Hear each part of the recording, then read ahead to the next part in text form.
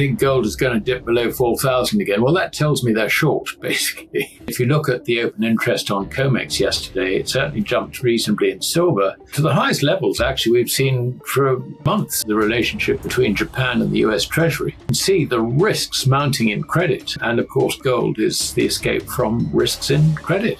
Deal in the Hormuz and in the general other area in the Middle East can be made, then that's good for gold. How do you see that? Is there this clear link that most commentators see? Or shortly we're going to see diesel shortages. I mean, there's going to be no diesel, no aircraft fuel, no ship bunkers, no heating oil. This funding is running into a brick wall. I mean, you've got debt to GDPs throughout the G7, which average something like 120, 125%. They're in debt traps. If the expectation is that interest rates or bond yields are likely to rise in the short term, then that disadvantages holders of gold. The current level of the Fed funds rate is actually broadly sufficient to contain the effects of expected inflation. We're going to talk, of course, about gold and silver, about bond markets, credit, fiat money, Japan. A lot of interesting things are going on. Yesterday, we had a great day in terms of price action for gold and silver. We are recording this on Thursday, the 6th of August. And also today, I see gold continuing its rise. But yesterday was quite an explosive day with more than 4% for gold and silver. What do you think? Is this a bull trap, a fake breakout, or are we firmly back in bullish territory again? Well, we're certainly not in bullish territory. I mean, basically, the market is so oversold. I think what we saw yesterday is a bear squeeze. I mean, you know, when you get sentiment so low, you will have people who've shorted it. I mean, and I've seen various commentators saying that, I think gold is going to dip below 4,000 again. Well, that tells me they're short, basically. And silver, of course, is the other one. I mean, I've seen various people come out with estimates, you know, it's going to go and challenge 50 or, you know. But I mean, these are flim-flam artists, really. And I think they're being squeezed. And of course, as well as that, there has been a bit of demand. I mean, if you look at the open interest on COMEX yesterday, it certainly jumped reasonably in silver to the highest levels, actually, we've seen for months. And that rather tells me that there is some genuine buying in there. So it's a mixture, I think, of bear closing and genuine buying. A 4% surge can look bullish while revealing how crowded the bearish trade had become. As Alasdair Macleod notes here, silver open interest jumped to its highest level in months, suggesting buying alongside forced short covering. That distinction matters because a squeeze can reverse quickly, while credit deterioration can persist underneath. Investors should judge this move by positioning and credit risk, not headlines. Next, Alasdair Macleod exposes why the bigger signal may sit outside metals. But, you know, all this is pretty irrelevant. All you need to do is look at the mounting risks, if you like, in credit, which was really shoved in our face by, the relationship between Japan and the U.S. Treasury just earlier this week. Look at that relationship and you can see the risks mounting in credit. And of course, gold is the escape from risks in credit.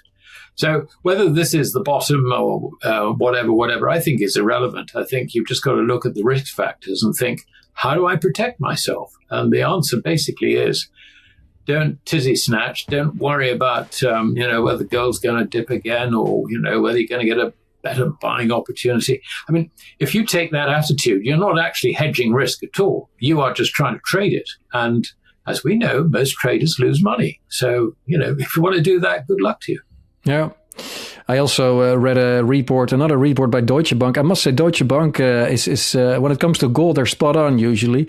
Maybe it's still the German mindset and understanding of gold, because this week they said that gold remains in an ongoing explosive phase of price behavior that began in August 24.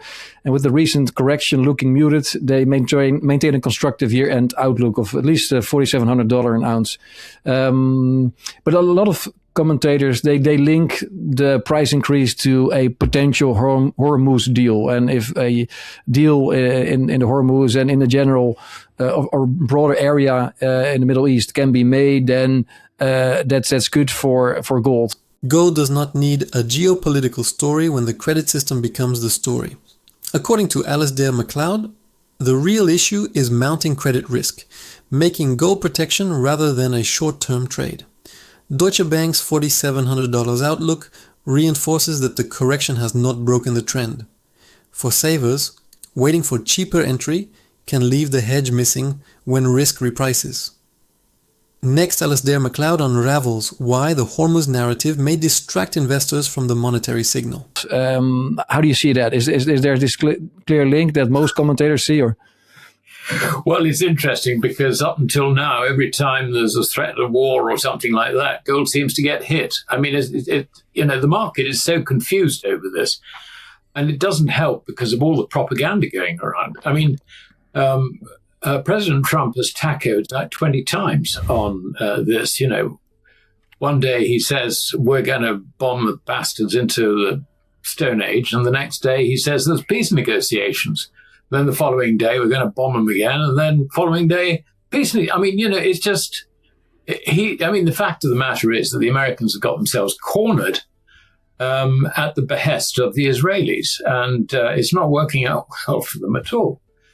The other thing to bear in mind is that the 60-day pause, which, if you remember, under the Memorandum of Understanding, is meant to be in place, that ends on the 16th of August. Now, whether that really matters or not, we'll see. But so far, Iran has restricted itself to the sort of tit for tat. In other words, if the Americans attack them, then they attack the American bases around, but otherwise they haven't attacked anyone. They certainly haven't attacked Israel. So they've actually respected this 60-day ceasefire, sort of. And so I just wonder whether on the 16th of August, whether this is going to change. It could well do. The fact of the matter is that the consequences of the mistake of trying to attack Iran, leading to the closure of Hormuz, and now also leading to the closure of the Red Sea, effectively bottling up a further 7 million barrels a day of Saudi oil. This is a real crisis. A temporary ceasefire can look like stability while quietly setting a countdown clock for the next energy shock. What Alasdair Macleod is highlighting is the August 16th deadline and its potential impact on already constrained oil flows. The market may focus on battlefield headlines, but investors should watch energy availability and inflation transmission instead. Next, Alasdair Macleod reveals why the real gold catalyst could arrive through energy markets, not war headlines. Shortly, we're going to see diesel shortages. There's going to be no diesel, no aircraft fuel, no ship bunkers, no heating oil. All this comes out of refining sour crude, which is basically what we get out of the Middle East. This is going to hit prices, consumer prices, very, very hard later this year. And in Europe, we can couple that with the drought, which means that crop yields have fallen to less than half of where they would be expected to be. And just to make things worse, Russia has managed, if you like, to stop all shipping going into Odessa and the other Black Sea ports which were under the control of Ukraine. So Ukraine can't export its grain anymore.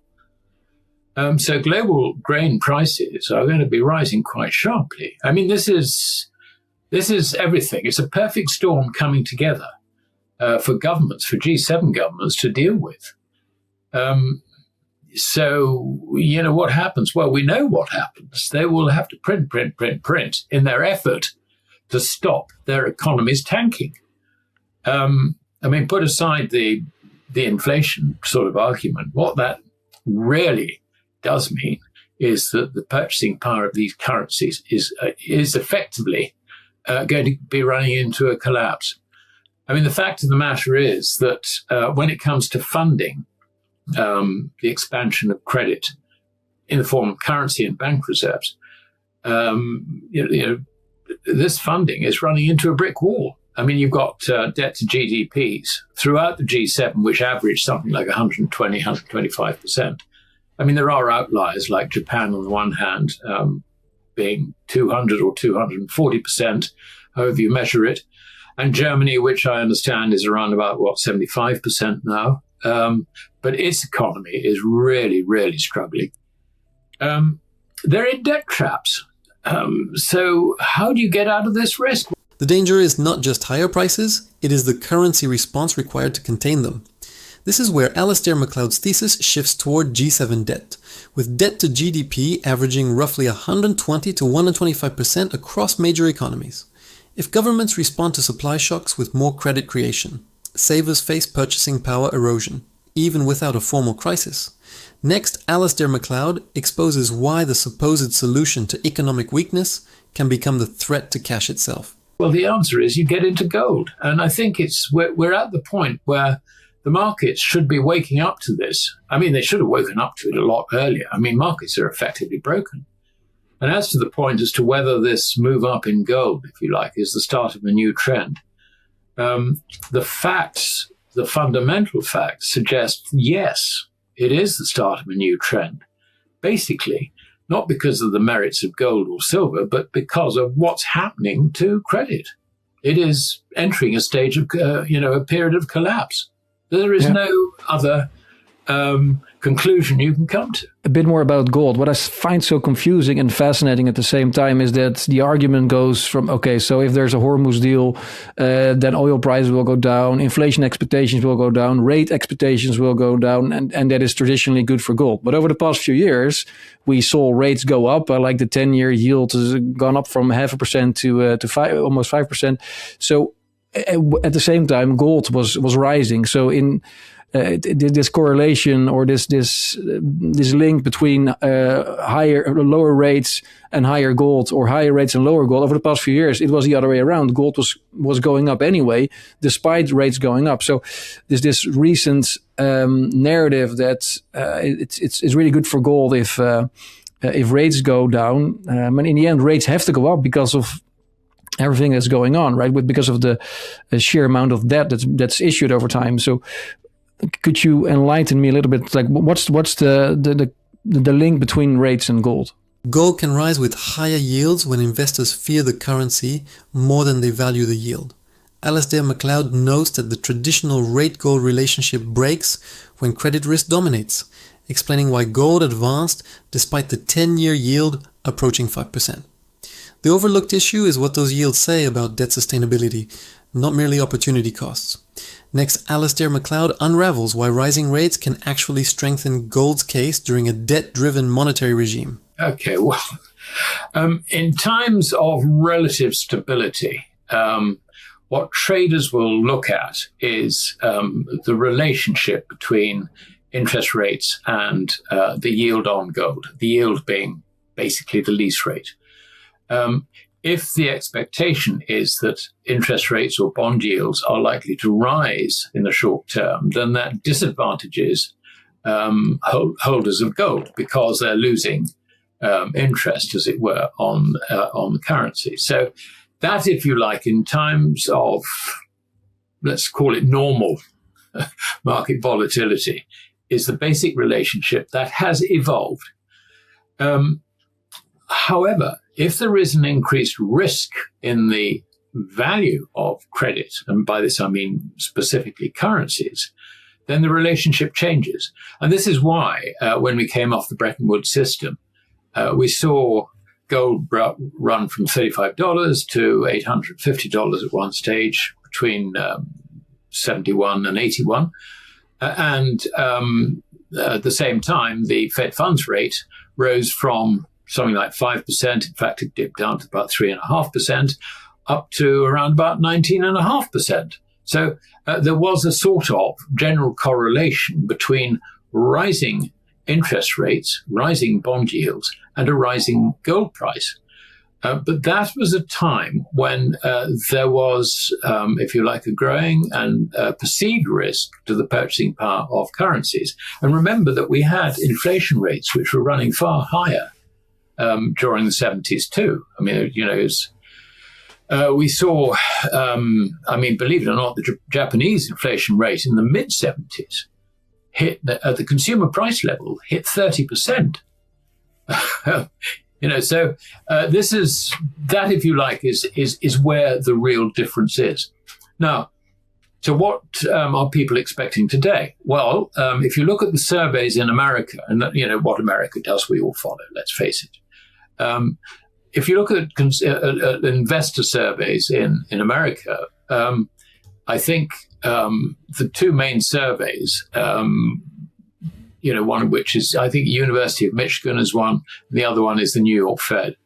They say that consumers expect inflation to run to something between 3.7 and 4% by the year end, but in the longer term, they expect it to decline. Rising yields do not automatically make gold less attractive when the currency itself is losing credibility.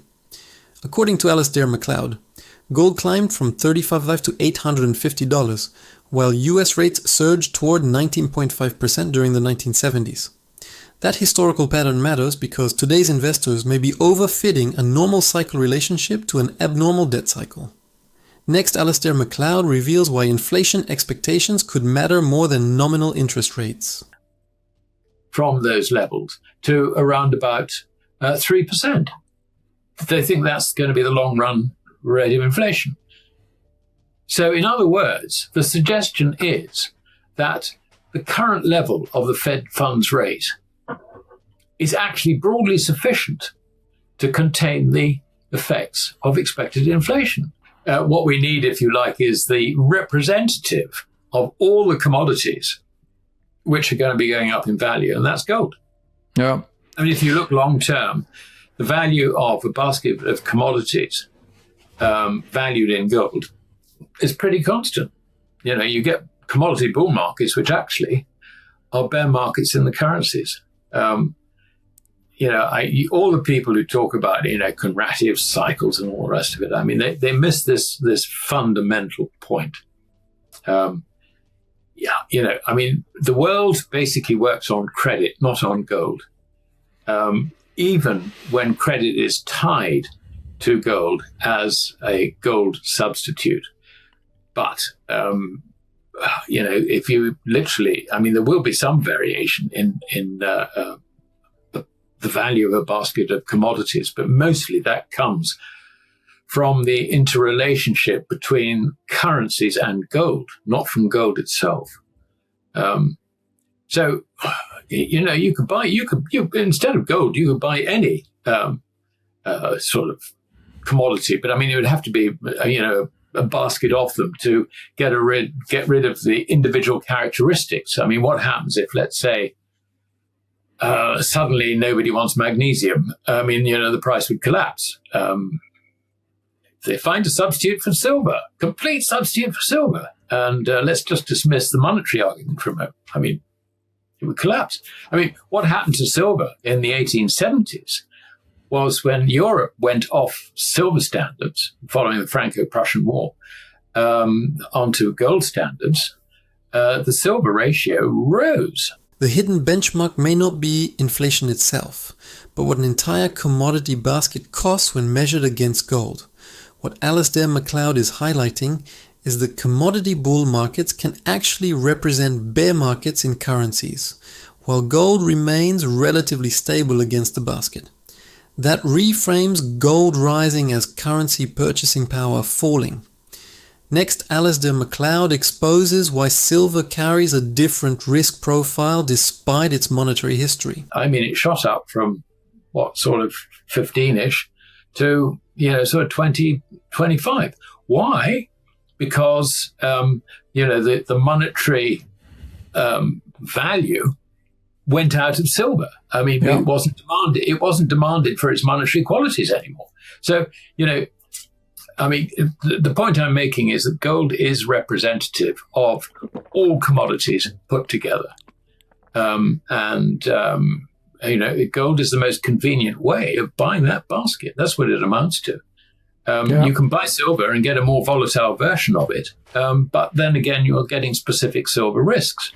So anyway, that's where we are. Yeah, and it seems like South Korea is also getting that message now, because after 13 years, they will be back on the market and they intend to buy domestically produced gold. And they cited geopolitical uncertainty and the desire to de-dollarize and diversify their reserves as reason. How do you look at that? Well, yeah, I mean, I think you have to bear in mind that Korea is not all that far away from China. Now, they talk trade a lot between, Korea, China, and also Japan, China. And, at the time of Trump's Liberation Day, you remember when he held up all the, these tariff boards and all the rest of it? That was April the 2nd last year. One of the things that China did was it moved very, very quickly to try and develop the existing talks, trade agreements between China, Korea, and Japan. South Korea returning to gold after 13 years is more revealing than another day of price movement. Alasdair Macleod's argument suggests that reserve diversification is increasingly being driven by geopolitical uncertainty, not simply inflation hedging. That matters because official buyers can change marginal demand without making dramatic public statements. Investors should watch reserve behavior rather than headlines about sentiment.